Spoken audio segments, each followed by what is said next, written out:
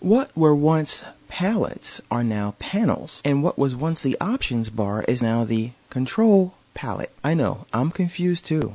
All this little switching of names, because I'm not a person who likes a lot of change in their life. Now, as you see here, this area in Photoshop is context sensitive based on whatever tool you currently have selected. For example, we currently have the rectangular marquee tool selected, and in the control palette, we're able to change how this tool works. So we can add a feather, we can anti-alias, and we can choose a style, which means we can use normal, and in this case, we can draw whatever size we'd like. I'll go ahead and deselect that by pressing Command or Control D, or we can choose to put a fixed size or a fixed ratio, whereas we can enter our own numbers here. For example, I could put 25 times 25, and when I draw, I'm going to get a fixed size. I can't change that when I draw. So I can go back to normal if I want to, and then I can draw whatever size I'd like. Let's take a look at some of the other ones here. So if I grab, let's say, the crop tool, I'm able to choose a width and a height, and I can also change some of the other options. And once again, if I grab another tool, such as the brush, I can change my brush size.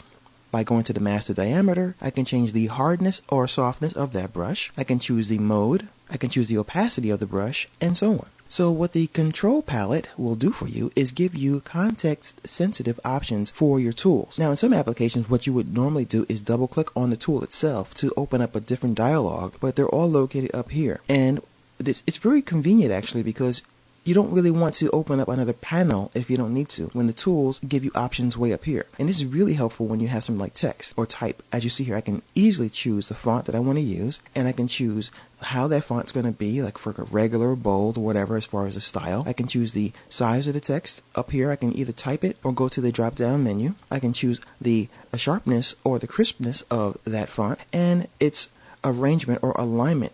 So, and as well as the color. So once again, this is the area you want to go to whenever you choose a tool and you want to change the way that tool works in Photoshop CS3.